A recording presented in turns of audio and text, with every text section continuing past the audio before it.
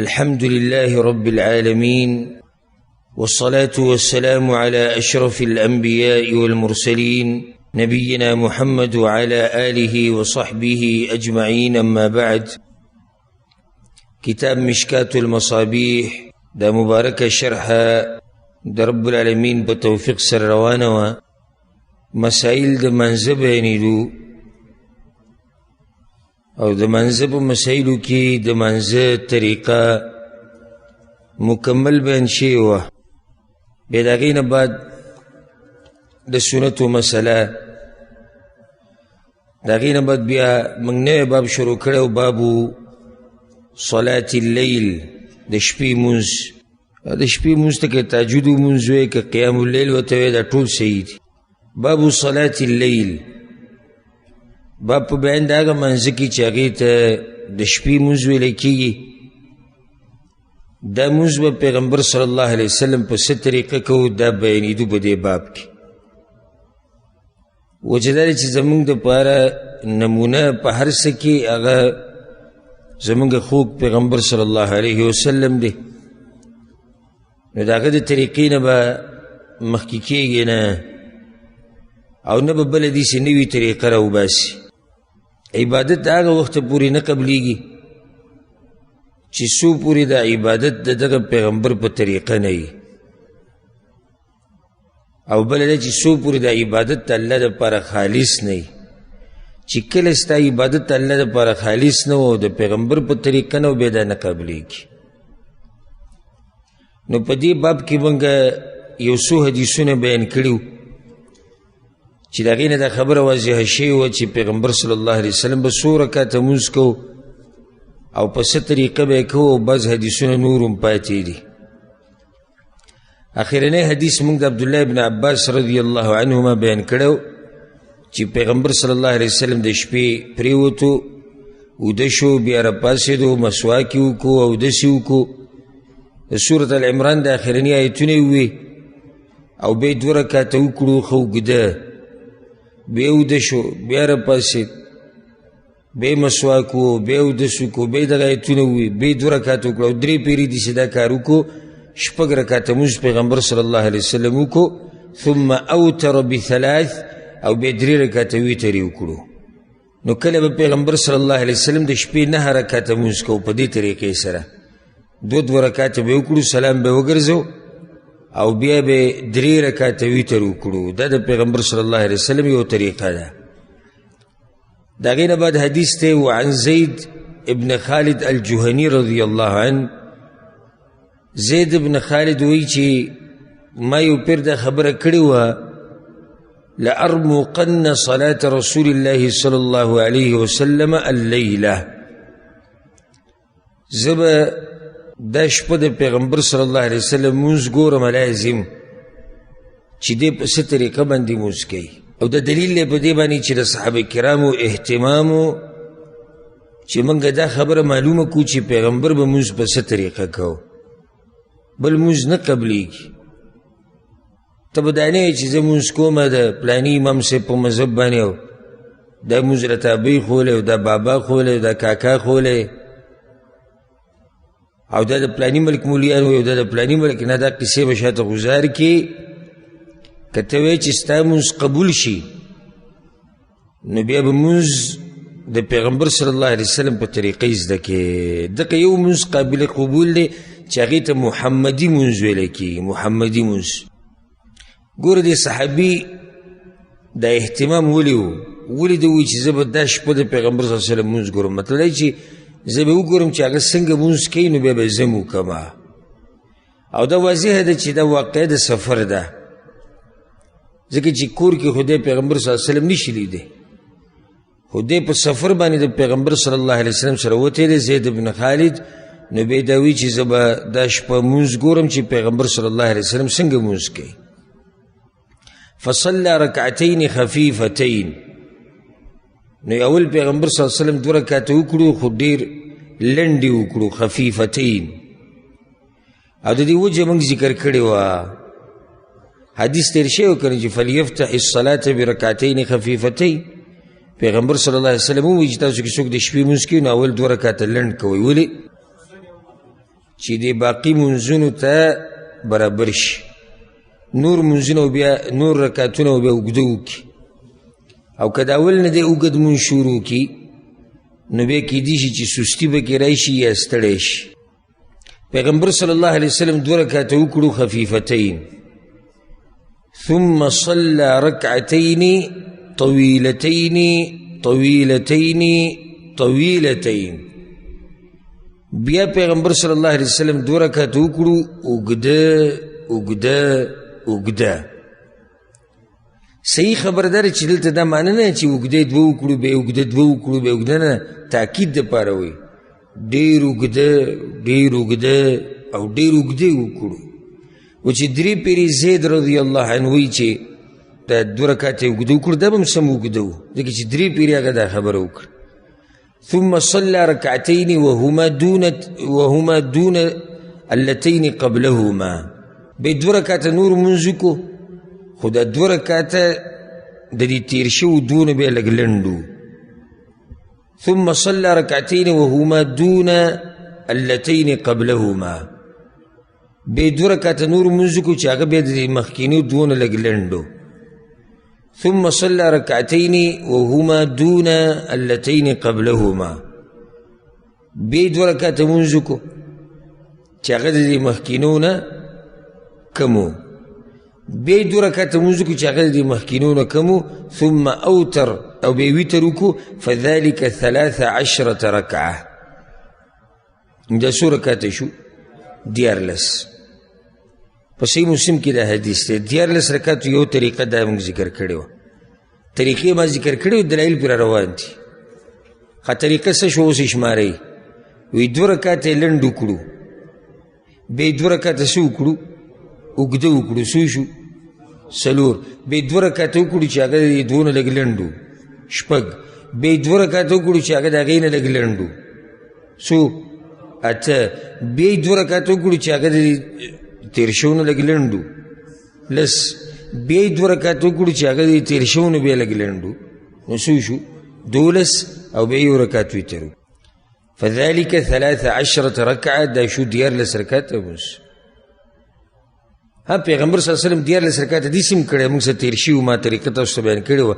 2 2 2 10 او بیا 3 رکعته ویتر. دې سم 14 کې او دې سم 14 رکعته مونځ دي چې 2 2 کې 12 پورې او بیا 1 رکعت ویتر وکړي. نو دې کې خو یو دا ثابته شوه چې پیغمبر صلی الله علیه وسلم کله نه کله 14 رکعته مونځ هم کړی، او اکثر طریقه یې څه وه؟ 11 رکعت. اکثر طریقه د پیغمبر صلی الله علیه وسلم دا و چې د شپې مونځ به 11 رکعته کوو، او کله نه کله به 14 کوو. دا پې دلیل دی. بله چې دا ثابته شو چې 1 رکعت ویتر شتي، 1 رکعت ویتر د شتي. دا روایت امام مسلم رحمه الله راوړی، او امام حمیدی په خپل کتاب الجمع بین الصحیحین کې هم راوړی. امام مالک په موطأ کې راوړی دی، په سنن ابي داود کې شتي. وعن عائشة رضي الله عنها، عائشة رضي الله عنها وی لما بدن رسول الله صلی الله علیه وسلم، کله چې پیغمبر صلی الله علیه وسلم عمر ډیر شو، کمزوری شو. دلته د بدن دا معنی نه چې بدن یې غټ شو، غوښې پې ډېرې شو، نه، پیغمبر صلی الله علیه وسلم بدن داسې نه و چې غوښې پې ډېرې وي. بدن معنی دا چې کله عمر ډیر شو، کمزوری شو. وثقل او دروند شو. دروند شو معنی د کېناستو پاسېدو نه، درنېدو دا مطلب نه چې بدن دروند شي، د غوښه پې ډېره شي. دروند دلته په دې معنی سره راځي چې کېناستو پاسېدو کې کمزوری شو. کان اکثر صلاته جالسا، نو بیا به اکثر د شپې مونځ په ناسته کو. متفق علیه. د حدیث په صحیح بخاري صحیح مسلم کې دی. د حدیث کې ډېرې مسلې دي. یو مسله دا ثابته شوه که بوډای او که ځوان خو بندګي به د الله کې. بله دا حدیث د ځوانانو لپاره عبرت دی. دا نن سبا چې کوم دي، لکه پیغمبر صلی الله علیه وسلم ته په ودرېدو کې تکلیف ته، نو په ناسته کې خو کوي. او زمونږ تهجد لمونځ ډېر لږ خلک به وي چې الله به غوره کړي دې دپاره په ځوانۍ کې وایم بیا په بوډاوالي کې د تهجد لمونځ کول دا ډېر اوچت خلک چې الله ورته دا توفیق ورکړي اوچت خلک چې بدنونه یې کمزوري او تهجد لمونځ کوي او دا نام نهاد ځوانان د خپل بدن یې بس دغې له ساتلی دی چې خاورو له به یې وړي هلته به یې چینجي خوري چینجو له بدن ساتلی په دې غټ بدن به څه کې چې د الله په بندګۍ کې استعمال نه کوي او په دې ځوانۍ به څه کې چې د الله عبادت پکې ونه کړي لکه څنګه چې مزدورۍ کې زور ورکړی وي ځواني د مزدورۍ ورځ ده نو دغه شان ځواني د عبادت ورځ هم ده د عبادت وخت یې ځواني بیا چې بوډا شوې نو بیا به کمزوری اوس ګوره پیغمبر صلی الله علیه وسلم عمر زیات شو بیا په ناسته لمونځ کوو خو الله دغه سړي له اجر ورکوي چې مخکې کړي لکه یو حدیث کې دا راځي چې یو سړی روغي او په خپل ځي او یو عمل کوي سبا له دی بیمار شو یا په سفر شو دغه کار یې ونه کړو الله ورله بیا هم دغه اجر ورکوي لکه یو سړی دی په ځوانۍ کې تهجد کول بیمار شو داسې بیمار شو چې د تهجدو نه بلکل ووتو یا بوډا شو یا په بیماري راله په اسپتال کې داخل دی بېهوشه دی داسې بوځه په اسپتال کې داخل دی بېهوشه دی دی پروت بېهوشه دی او اجر ورته تهجدو میلاویږي ځکه چې هلته دی چې روغ نو کول به یې کله چې برابر وکول به سړی په سفر دی نشي کولی او په کور کې به کول اجر ورته میلاویږي نو دا خو د هغه بوډا او د هغه کمزوري خبره ده چې هغه په ځوانۍ کې کړي که نه د عبادتونه او چې ځواني سړی ټوله دنیا دپاره تېره کړي او په آخر کې چې ټوخي سره اودس ماتېږي بیا جومات په اولني صف کې جانماز واچوي او بیا د ځي دپاره جګړې کوي روزانه دا ځای زما دی او دا ځای زما دی موږ دا نه وایو چې بوډاوالي کې عبادت نشته بوډاوالي کې هم عبادت شته نو اوس تا خواهشات ختم شوي دي زور دی د بدن نه وتی دی کور کې د سره چا طبیعت نه لګي جومات کې پروت پته به ستا نه لګېدلی وي چې ته به ځوانۍ کې وې خواهشات دې وې زور دې وې مال دې سره وې او تا د هر څه باوجود د الله بندګي کوله بیا دغه بندګي د الله ډېره خوښه ده بیا لکه د یو نیم سړی څه چل کوي داسې مثال ډېره کې ناست دی او تنگ شوی دی راغی چې وایي زه به درس واورم صحیح ده په دې باندې الله اجر ورکوي دې کې څه شک نشته په دې الله اجر ورکوي یو عبادت یو سړی دی چې هغه درس په ټیم کې د هغه څه کار و یا څه ضرورت ورته راپېښ شو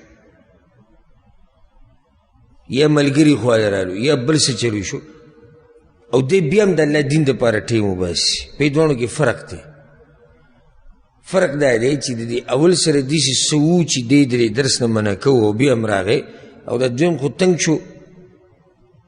تنګ شو نو ستا زادولو له راغی نو په دې دواړو کې فرق دی ګر که موږ دا نه وایو چې د اولیني عبادت نه دی والله اجر نه ورکوي دا هم عبادت دی خو عبادت ټول یو شان خو نه وي که نه کنه ټول عبادت یو شی لکه اوس بعض ملګري موږ سره دي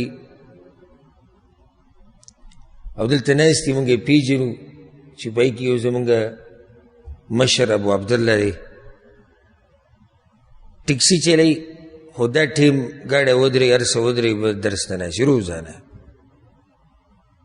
حالانکې ټکسي والا ضرورت وي په هغه باندې د کمپنۍ پیسې په هغه باندې نور او دې ګاډی ودرې درس له راځي دې سړي اجر ډېر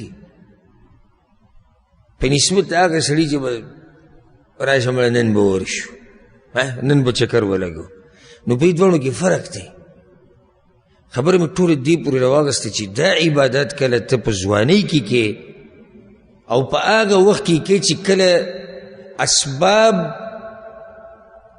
د نه کولو ډیري، هغه اسباب چې ته منع کوي هغه ډیري، او ته بیا هم د الله بندګي کې، دغه بندګي بیا د الله ډېره خوښه ده. نو پیغمبر صلی الله علیه وسلم په دغه عمر کې چې بدن یې کمزوری شو، دومره کمزوری شو چې ودرېدی به نه شو. که دا بله فایده یاده کوي، د پیغمبر صلی الله علیه وسلم مونځ سم مونځ و، نو ځکه پکې ودرېدی نه شو.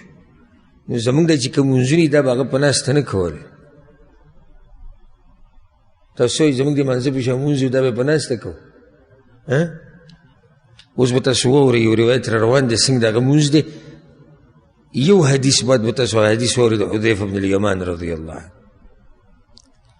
دغه مونځونه موږ ته په دې ځواني کې ووایه رپرپی را باندې راشي، رنګ هم زیړ شي چې دا به څنګه کوو. هغه به بیا کېناستو.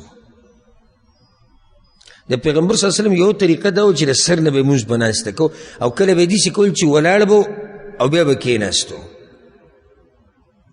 څومره پورې چې به ودرېدی شو ولاړ به او بیا به کېناستو. نو دلته بله مسله یاده کوي، نفلي مونځ په ناسته باندې څه دی؟ جایز دی. خو په ناسته چې مونځ کې هغه دوه قسمه خلک دي. نفلي مونځ چې په ناسته کې دوه قسمه خلک، یو کمزوری عجزه او یو زورور طاقتور. زورور او طاقتور چې په ناسته باندې نفلي مونځ کوي نو د ولاړې د مانځه نیم اجر ورته میلاویږي، او کمزوری چې په ناسته مونځ کوي نو اجر ورته پوره میلاویږي. اجر ورته په دې پوره میلاویږي ځکه چې کمزور دی، کمزوری نه هغه ودرېدو. نور عام سړی چې ښه روغ رمټ هم په ناسته مونځ کولی شي، خو حدیث کې دا دي چې د ده اجر د هغه انسان په نیمه دی چې هغه په ولاړه باندې مونځ کوي. د دې نه دا مسله ثابته شوه چې پیغمبر صلی الله علیه وسلم باید د حدیث هلته دې لپاره راوړی دی چې هغه به کله د شپې لمونځ، کله چې عمر ډېر شو بدن یې کمزوری شو نو بیا به یې څه کوو؟ بیا به په ناسته کوو. متفق علیه حدیث دی، دا په صحیح بخاري صحیح مسلم کې دی. وعن عبد الله بن مسعود رضي الله عنه، عبد الله بن مسعود وی لقد عرفت النظائر التي كان النبي صلى الله عليه وسلم يقرن بينهن. ما تا هغه صورتونه معلوم دي چې هغه په موضوع کې یو شان دي. پیغمبر صلی الله علیه وسلم به هغه یو ځای کول په منځ کې. نظائر معنی دلته څه ده؟ هغه صورتونه چې موضوع یو ده، یو شان دي. نظائر په اصل کې په عربي کې یو شان ته وایي، ترجمه دلته دي چې هغه صورتونه چې یو شان دي. یو شان دي په څه کې؟ یو شان دي په موضوع کې. لکه سورة الزلزله موضوع آخرت دی، سورة القارعه موضوع څه دی؟ آخرت دی. دا نظائر دي، دونه موضوع کې یو شان دي. عبدالله بن مسعود ما ته معلوم دي هغه صورتونه چې پیغمبر صلی الله علیه وسلم به یو ځای کول او د هغې موضوع یې وه.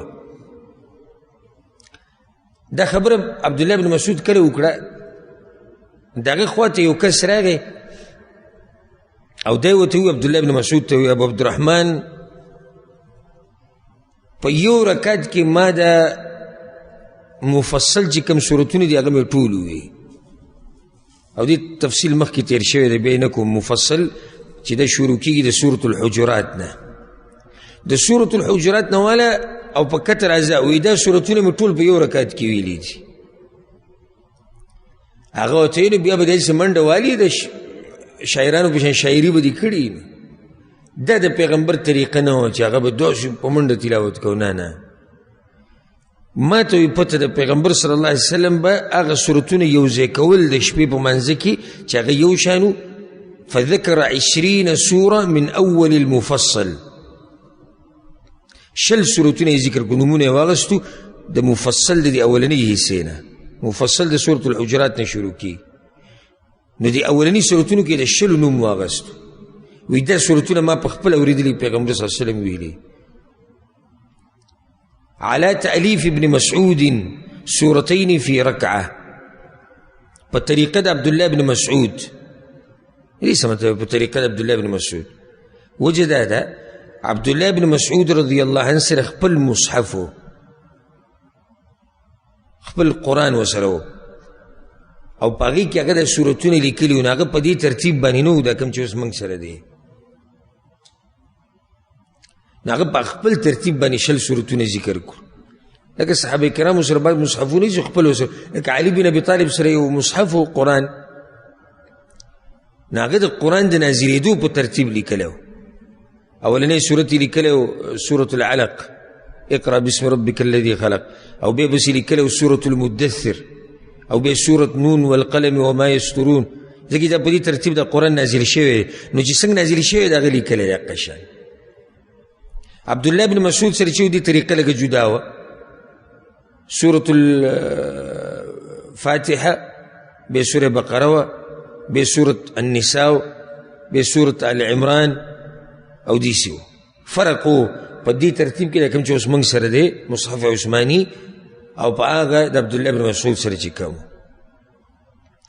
نو دلته د مفصل چې کوم 20 سورتونه ذکر کړو دی په خپل ترتیب ذکر کړو په دې ترتیب نه کوم چې موږ سره دی که دا موږ سره کوم مصحف دی په دې ترتیب موږ به ترتیب ذکر کړی چې سورة الحجرات او بیا سورة قاف او ذاریات او الطور او نه داسې نه و د هغه ترتیب لږ بدلو سورتین فی رکعه دو سورت به پیغمبر صلی الله علیه وسلم په یو رکعت کې وي آخرهن دی 20 سورتونو کې آخرنی 2 سورتونه کم ویلو حامیم الدخان وعما يتساءلون متفق علیه دا حدیث په صحیح بخاری صحیح مسلم کې دی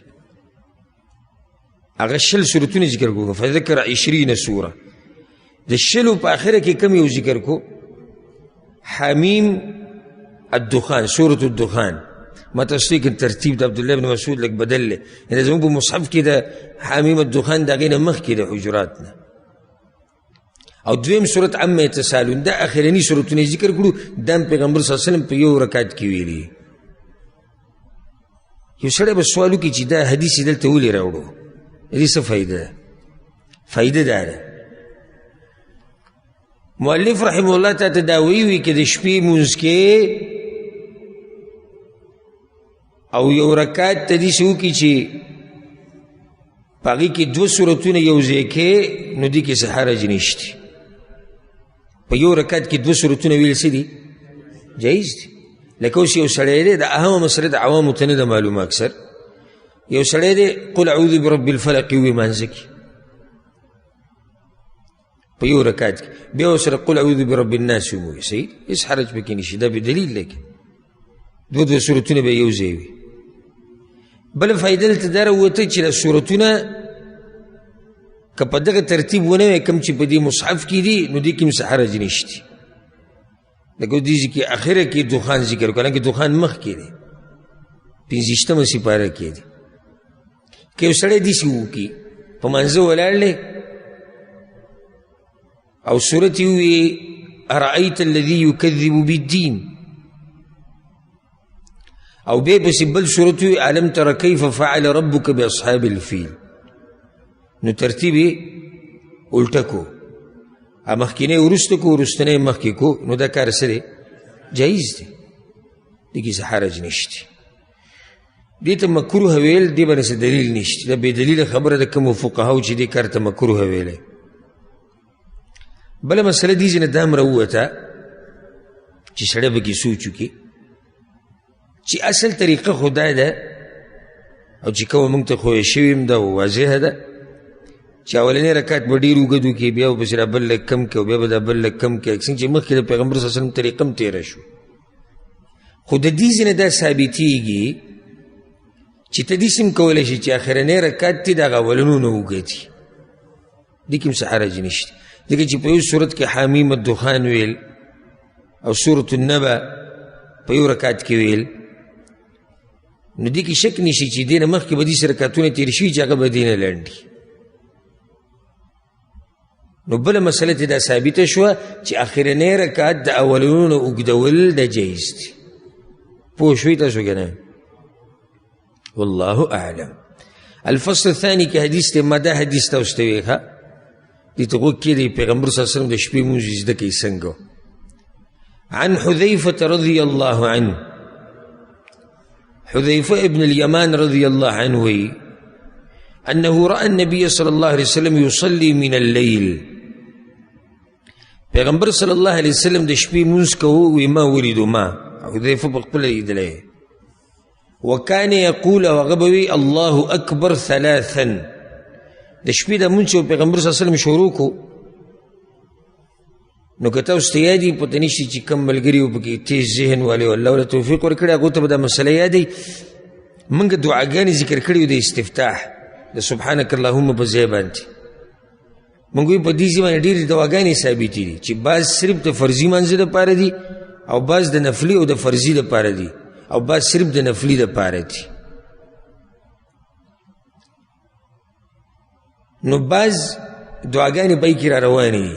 یو طریقه د پیغمبر صلی الله علیه وسلم د شپې دا وه چې کله به الله اکبر وکړو، الله اکبر، نو دعا استفتاح دا کومه چې مشهوره ده، سبحانک اللهم یا اللهم باعد بیني یا نوري، د دې په ځای به درې پیرې الله اکبر وي، الله اکبر الله اکبر الله اکبر، ذو الملکوت والجبروت والکبریاء والعظمه، لوی دی الله، لوی دی الله، لوی دی الله، هغه الله چې هغه د باچایي، د زور، د غلبې، د لویۍ او د عظمت خاوند دی. دی ترجمه ده. بیا به پیغمبر صلی الله علیه وسلم مخکې تلاوت شروع کړو د دعا چاته ده. موږ داسې وي درې ځله الله اکبر نه الله اکبر ووایه بیا والکبریاء والعظم.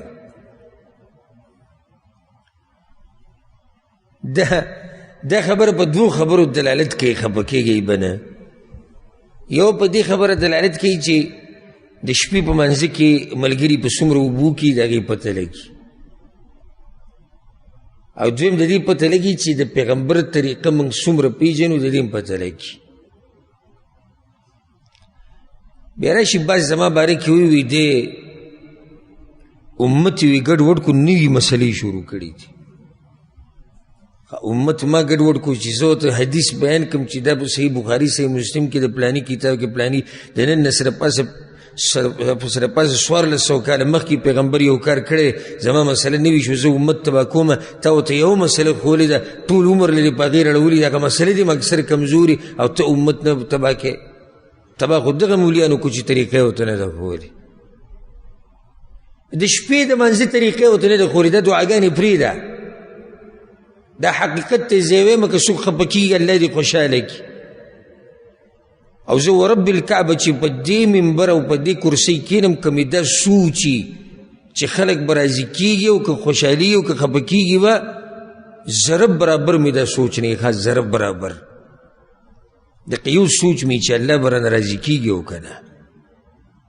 نو که څوک زما په دې مسلو خوشحالېږي ډېره ښه ده، که څوک پرې خفه کېږي الله دې خوشحاله کړي، اوس موږ څه وکړو.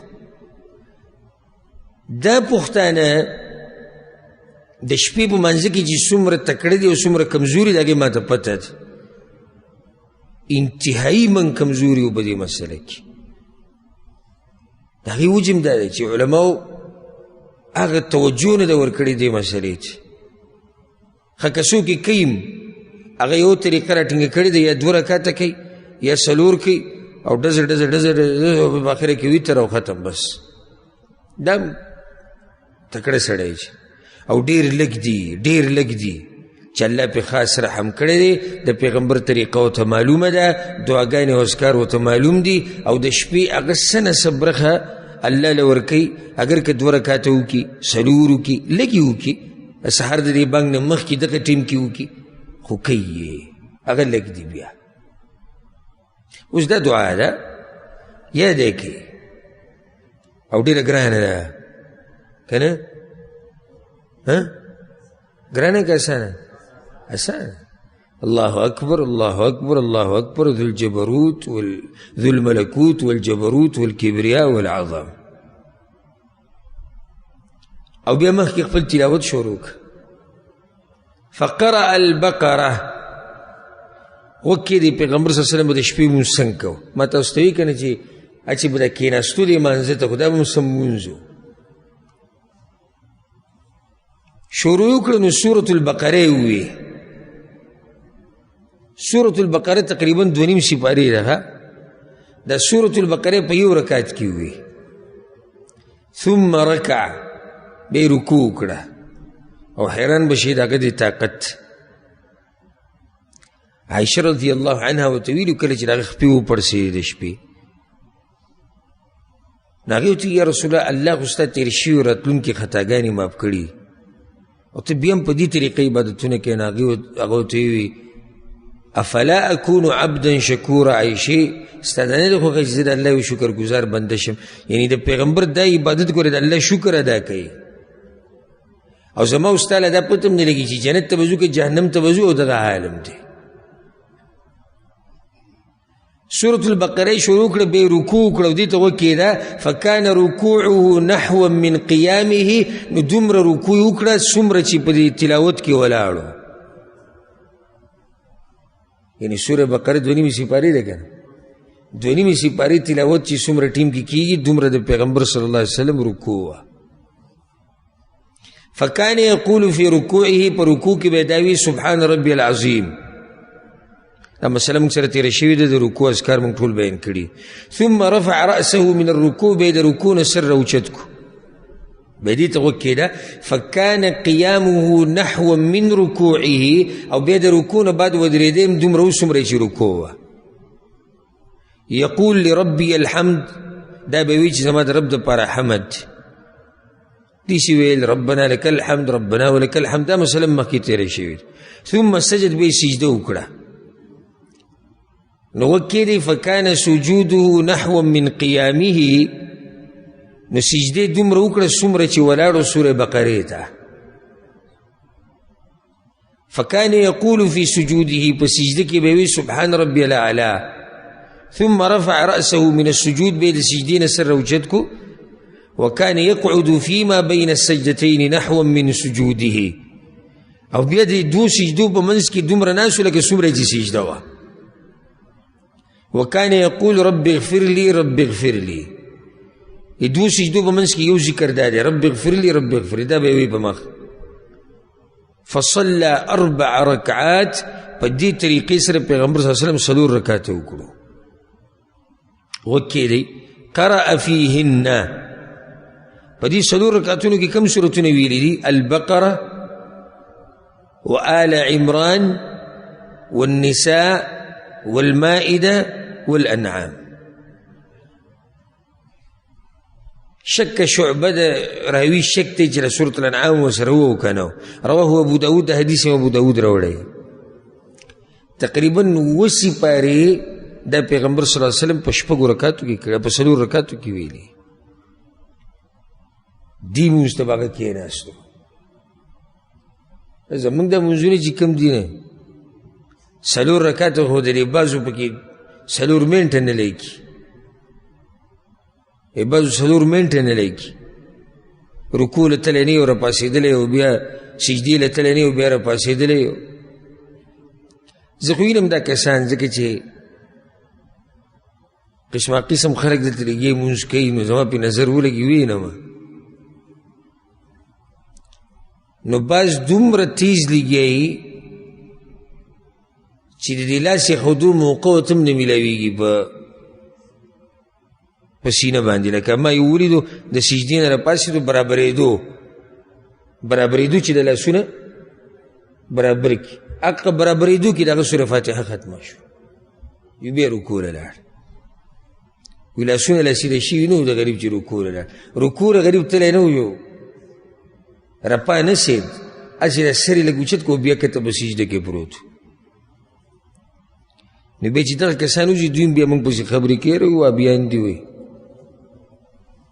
نو ته خو راشې چېرته مونځ وینه زمونږ چې څنګه یي ولله الحمد. زمونږ د ماشومانانو مونځ وینه د ماشومانانو نو بیا به راته پته ولګي. زمونږ د ماشومانانو کله نه کله زما زامن د کور کې مونځ کې ما ته شکایت وکړي یو پکې راشي څه چل دی وایي د مونځ سم تیز وکړو ښه ما ولیدو یې د یو بل شکایت کې هغه ماشومانان د مونځ وي ګوره نن سم تیز کړی د ما لیدلی زه ورته بیا غصه شم چې ګوره مونځ به بیا تیز نه کړي نه هغه ماشوم په دې پوه شوی چې تیز مونځ نشته په شریعت کې او دا به لوی سړی سپین ږیری د شپېتو د 50 کالو د 40 د په دې مسله نه دی پوه چې مونځ کې اطمینان پکار دی مونځ د الله سره رابطه ده د الله سره جرګه ده د په طریقه کول غواړي نو په 4 رکعاتو کې 7 سپارې ویل ډېر لوی زور غواړي او دا خو واضحه ده نو پیغمبر صلی الله علیه وسلم خو څوک دی یو حدیث کې خصفا ویلي که نه چې انا اتقاکم لله په تاسو ټولو کې د الله نه څوک داسې نه هېرېږي لکه څنګه چې زه هېرېږم او دا واضحه ده چې د الله بندګي چا داسې نه ده کړې په دې امت کې لکه څنګه چې چا کړې ده پیغمبر صلی الله علیه وسلم کړې ده ابو بکر صدیق رضی الله څومره اوچت سړی ده هغه هم سم عبادتونه عمر بن خطاب ده نور صحابه کرام خو د هغوی هغه عبادتونه پیغمبر ته نه رسېږي بیا زموږ دا بس خو موږ خو به کوشش کوو که نه محنت خو به کوو زه تا ته دا نه یم چې ته 7 سپارې ووایه زه تا ته دا وایم چې ته 2 رکعاته وکړه 2 رکعاته 7 سپارې نه 2 رکعاته وکړه په طریقه یې وکړه هلته زموږ د پښتنو بل مشکل دی لنډي صورتونه ورته صرف یاد دي ښه دا په کوم تکړه دی چې صرف د لنډي 15 صورتونه ورته یاد دي او دا یې شمار کړي داسې وایي یو بل ته ما ته 15 یاد دي بل ما ته 10 یاد دي دغه تکړه پکې دي چې 15 او 10 یاد کړي که نه بس صرف ټول عمر په قل هو پورې نښتي دي د دې سړي په تهجد کې به خوند د کوم ځای نه راشي چې دته صورتونه نه یاد دا بل مشکل دی خو هلته الحمدلله شریعت کې دې خبرې اجازت شتي چې ته د شپې په منځ کې ودرېږي او ځان سره قرآن ونیسي قرآن راوړو موبایل کې قرآن راوړو ګوره تلاوت وکړه ښکلی ښایسته سورت یاسین پکې ووایه سورت النبا ووایه سورت الواقعه ووایه سورت سبا ووایه بل سورت ووایه بل سورت ووایه چې 3 مخې په یو رکعت کې یو سورت ووایه بلکې بل ووایه په ښایسته اواز یې ووایه تا ته پته ولګي تهجد څنګه یي نو موږ دا نه وایو چې سړی هغه زور موږ کې شتي نه او چې سړي ته قرآن آخرني صورتونه نه یاد دی به څه 7 سپارې ووایي خو موږ دومره وایو چې لږ کوه خو په طریقه یې کوه ښه په ښایسته دغه انداز سره یې کوه وعن عبد الله بن عمرو بن العاص رضي الله عنهما عبد الله بن عمرو بن العاص وی قال رسول الله صلى الله عليه وسلم پیغمبر صلی الله علیه وسلم دا خبره کړې ده من قام ب10 آیات لم يكتب من الغافلین دا ډېر ناشنا حدیث دی چا چې د شپې 10 آیته ووي 10 آیته تهجد یې وکړو په منځ کې څو آیته ووي 10 ډېر نه دي لم يكتب من الغافلین الله به دا سړی په غافلانو کې نه اچوي مطلب د حدیث دا شو چې څوک 10 رکعت 10 آیت هم د شپې نشي ویلی نو دی په کومو خلکو کې دی دی په غافلانو کې دی چې 10 آیت هم نشي ویلی دویمه درجه ومن قام ب100 آیه کتب من القانتین او چا چې د شپې مونځ وکړو 100 آیت یې پکې وي 100 نو دی په هغه خلکو کې ولیکلی شو چې هغه ډېر تابعدار دي د الله او عاجزي کوونکي دي الله ته ومن قام ب1000 آیه او چا چې مونځ وکړو 1000 آیت یې پکې وي 1000 آیته کتب من المقنطرین دی به په هغه کسانو کې ولیکلی شي چې خزانې را جمع کړه خزانې را جمع کړه د نیکیانو نو دا خو به ډېر اوچت دی رواه ابو داود د حدیث امام ابو داود راوړی کم سے کم څو شو 10 آیت یو سړی 10 آیت هم د شپې نشي ویلی دی بیا په غافلانو کې دی ښه پوره غافله دی د الله نه وعن ابن عباس رضي الله عنهما عبد الله بن عباس وي نعم وعن ابي هريره رضي الله عنه ابو هريره رضي الله عنه وي كانت قراءة النبي صلى الله عليه وسلم بالليل يرفع طورا ويخفض طورا پیغمبر صلی الله علیه وسلم چې به د شپې تهجد کول نو اواز به یې داسې و چې کله به یې اوچته و کله به یې کمه و، کله به یې تیزه و کله به یې روکه و. رواه ابو داود، د حدیث امام ابو داود رحمه الله راوړی. پیغمبر صلی الله علیه وسلم به د حالاتو مطابق اواز اوچته و کمه و. که چېرته کمره کې به ورسره څوک و نو بیا به لږ غلی لګیا و، که څوک به نه و بیا به یې اواز لږ اوچت کو. دا مسله هم ګوره ډېر عوامو ته نه ده معلومه چې تهجد چې کله په داسې اواز سره کوي چې اواز دې اوچتي، دا جایز دی یو ده، او دویم دا چې دې سره مونځ خوند ورکوي. دې که خو شک نشي، دا خو واضحه ده چې کوم مونځ په زوره ویلی کېږي او تلاوت په زوره کېږي دا سړي له خوند ډېر ورکوي. نو د پیغمبر صلی الله علیه وسلم طریقه دا وه، کله به اواز روکو او کله به تیز کو، حالاتو مطابق نه تب هم دغه شان کې. وعن ابن عباس رضی الله عنهما، دغه تیر شوی حدیث امام ابو داود رحمه الله راوړی. وعن ابن عباس رضی الله عنهما، عبدالله ابن عباس وی كانت قراءة النبي صلى الله عليه وسلم على قدر ما يسمعه من في الحجرة وهو في البيت. رواه ابو داود. پیغمبر صلی الله علیه وسلم به د شپې مونځ څنګه کو، اواز به څومره؟ عبدالله ابن عباس پې ښه پوهېږي. ولې پې ښه پوهېږي؟ شپې ورسره کړي. عبدالله ابن عباس وی پیغمبر صلی الله علیه وسلم په دننه کوټه کې ولاړو او بهر په منډو کې به اواز اورېدی کېدو. په دې طریقې سره به اواز ولاړ به په خپله کوټه کې او بهر چې به څوک په منډو کې ولاړو، په صحن کې ولاړو د کور، نو هغه ته به اواز راتو. وعن ابي قتاده رضي الله عنه، ابو قتاده وی ان رسول الله صلى الله عليه وسلم خرج ليله. پیغمبر صلی الله علیه وسلم یو شپه راووتو د کور نه. دا د پیغمبر صلی الله علیه وسلم طریقه و، د شپې به ګرځېدو. ولې به ګرځېدو د شپې؟ د ملګرو حالات به معلومول چې د شپې په منځ کې څنګه ځي. نو سبحان الله څومره مینو په دې امت باندې چې په هغه وخت کې د مدینې په کوڅو کې په دې توره تیاره کې به د شپې هغه ګرځېدو را ګرځېدو. فاذا هو بابي بکر يصلي يخفض من صوته. د ابوبکر صدیق رضی الله عنه په کور باندې تیر شو، هغه اواز ډېر رو کړی و، د مانځه اواز ډېر رو. ومر بعمر وهو يصلي رافعا صوته. په عمر بن خطاب باندې تیر شو، هغه به زوره لګیا.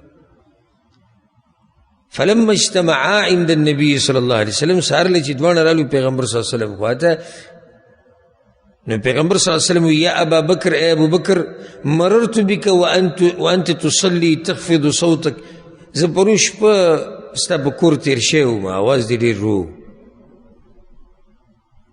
نو هغه ډېر ناشنا جواب ورکړو، وی قد اسمعت من ناجیت یا رسول الله. ای د الله رسوله، چا سره چې مې جرګه و هغه اورېدو. جرګه د چا سره وه؟ د الله سره. ګوره مونځ جرګه ده د الله سره، هغوی په دې پوهېدو ځکه به مونځ ښایسته کوو. تا ته پته زه اوس الله سره ولاړ یم، الله سره جرګه ده، نو د الله سره به جرګه به یې داسې کوي چې ته به ټونګې وایي. وقال لعمر، عمر ته وی مررت بك وانت تصلي رافعا صوتك. عمر وی ستا په طرف هم تېر شوم، اواز دې ډېر تیز. هغه وی یا رسول الله اوقظ الوسنان واطرد الشیطان. وی زه د اواز په قصد تیزوم چې لکه مودلي چې در راباسي، او بل دا چې شیطان شړمه، لکه شیطان راشي که څه سوچ راته راچوي، وسوسه راچوي په منځ کې، نو تیز تلاوت کوم نو شیطان ته موقع نه میلاویږي، هغه طرف ته زما سوچ نه ځي. پیغمبر صلی الله علیه وسلم وی یا ابا بکر، ای ابو بکر، ارفع من صوتک شیئا. زه خیر ته د اواز خبره دې برابر ده چې جرګې ولا خو یوري، خو د اواز دې لږ اوچت کا. وقال لعمر، عمر ته وی ستا دا خبره هم برابر ده، خو اخفض من صوتک شیئا، د اواز دې لږ کم که، ستا اواز ډېر تیز دی. نو دې حدیث نه طریقه معلومه شوه چې مې ډېر تیز وه او مې ډېر کم وه. رواه ابو داود وروى الترمذي نحوه. دا حدیث امام ابو داود راوړی، امام ترمذي هم دقه شان راوړی. وعن ابي ذر رضي الله عنه، ابو ذر غفاري وی قام رسول الله صلى الله عليه وسلم حتى اصبح بآية. پیغمبر صلی الله علیه وسلم ټول شپه یو آیت په منځ کې ویلی دی. والآية إن تعذبهم فإنهم عبادك وإن تغفر لهم فإنك أنت العزيز الحكيم. کله چې الله عیسی علیہ السلام ته وی اے عیسی زوی د مریم دا سورة المائده کې دی کنه اخره کې تاویل دی خلکو ته چې زما او زما د مور بندگی کوي چې الله ما نه دی ما خو ته د قویل دي چې ان اعبد الله ربي وربكم بندگی زما د ربو کې استاد سو د ربو کې چې هغه الله دی نور خو ته ما څوک نه دی خو دی وإن تعذبهم فإنهم عبادك يا الله كتدوي له عذاب وركين انه ستا بندگان دي ستا فیصله په دوی نافذ دي وإن تغفر لهم فإنك أنت العزيز الحكيم ويا الله كبخيو زورور باچای حکمتونو علیه عیسی علیہ السلام ډېر نرم دی له په دې کې دې ته اشاره وکړو وإن تغفر لهم یا الله کبخیو نو هغه هم ستا وسرې څه کې چې زورور پیغمبر صلی الله علیه وسلم دا آیت وی د آیت په ډېر اثر وکړو وجدای چې د آیت په اوله کې یره د یره وإن تعذبهم یا الله که ته عذاب ورکې نو ستا بندګان دي تا نه څوک تپوس نشي کولی ستا فیصله په دوی نافظه ده او د آیت په اخره کې ډېر خوږوالی دی ډېره مزه کې وإن تغفر لهم یا الله که ته یې بخي جوړ بیا ته زورور باچای نو دغه یو آیت یې د سهاره پورې وي یو آیت داسې په قرآن کې به سوچ کوه هغه دې ته په قرآن کې سوچ او فکر کوه چې په یو آیت باندې هغه ټول لمونځ وکړو رواه النسائي وابن ماجه د حدیث امام نسائي امام ابن ماجه راوړی هدي حدیث نه څه فایده راووته چې د یو آیت تکرارول په منځ کې څه دي جایز دي کله کله تاسو اورېدلي د امامان خو د عربو د امامان زمونږ کې چې څوک پوهېږي د قرآن په ترجمه او تفسیر هغه کوي خو اکثر نه پوهېږي په دې باندې خفه کېږي نه د کیلو د بانډو د مولیان نه دوی دغه اخرني لنډي صورتونه ورته یادي هغه هم تجوید اکثر غلط و د عربو د امامان کوم بیا چې پوه یو کله تلاوت کوي نو هغه یو آیت دوه درې پورې ووایي لکه اوس یو امام لګیا دی والتفت الساق بالساق او کله چې پنډۍ د پنډۍ سره یو ځای شي د مرګ تذکره ده ډېر ناشنا آیت بیا یې ووایي والتفت الساق بالساق یا امام لګیا دی کل من علیها فان څه چې د فنا کېدونکي دي بېده آیت وي تکرار یې نو دا جایز دي هر آیت تکرارول جایز دي خو تکرارول اصل کې هغه آیت پکاري چې یو فایده پکې یره ورکې یا د امید آیت دی د جهنم تذکره ده د جنت تذکره د آخرت تذکره د الله عظمت بیانه خو په دې بیا هغه سړی پوهېږي چې هغه صحیح په قرآن باندې پوهوي ځکه یو امام لګیا دا آیت بار بار وي الطلاق مرتان بیا وي الطلاق مرتان درې پیرې هغه د آیت وي دې کې خو دا چې طلاق هغه طلاق چې ښځه بیا واپس کولی شي هغه دوه پیرې دي نو دا آیت تکرارولو ته څه ضرورت دی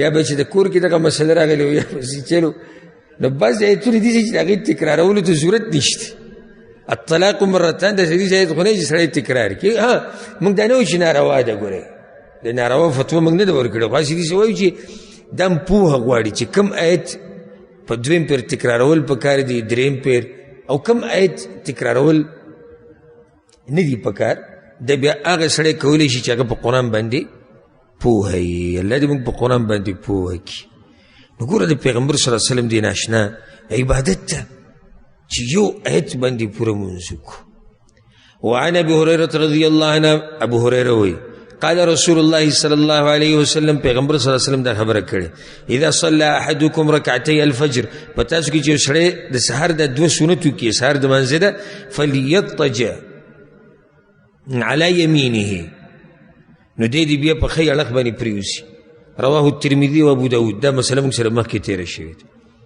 الفصل الثالث کې حدیث دی مسروق رحمه الله وی سألت عائشة رضي الله عنها دا عائشې نه مې تپوس وکړو پیغمبر صلی الله علیه وسلم د بیبي نه أي العمل كان أحب إلى رسول الله صلى الله عليه وسلم د پیغمبر صلی الله علیه وسلم کوم عمل ډېر خوښ و ناشنا سوال یې ترې وکړو دا سوال ډېر غټ نه دی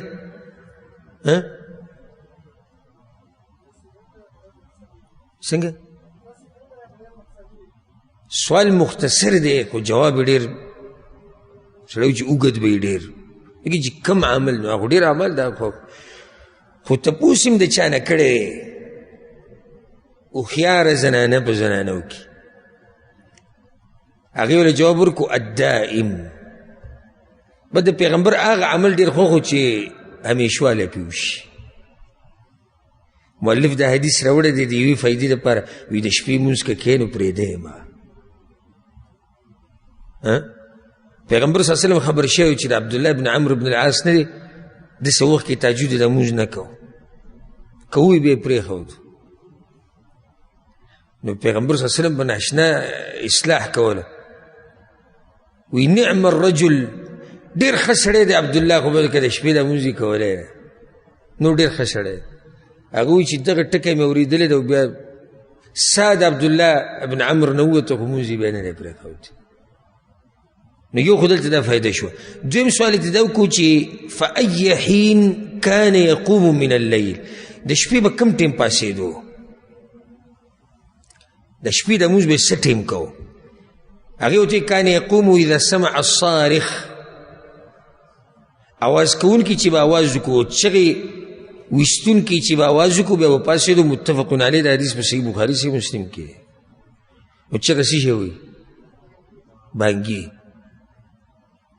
د بانګي په اواز به پاسېدو دا فایده ده کې بانګي سبحان الله الله ورته د الهام کړې ده طریقه ورته ښودلې ده بانګي درې څلور ټیمه اواز کوي د شپې یو چې نیمه شپه تېره شي دی اواز کوي بلکل لکه ګړۍ چې دی یا ټیمپیس یې لګولی چې څنګه نیمه شپه تېره شي بانګي اواز به اوري دویم چې کله د شپې د اخرنۍ درېیمه یې څه شي دغې کې دی اواز کوي او بیا چې د سحر د اذان ته لږ ټیم پاتې شي دغه ټیم کې اواز کوي او بیا چې د سحر د اذان ټیم شي بیا ډېر اوازونه شروع کړي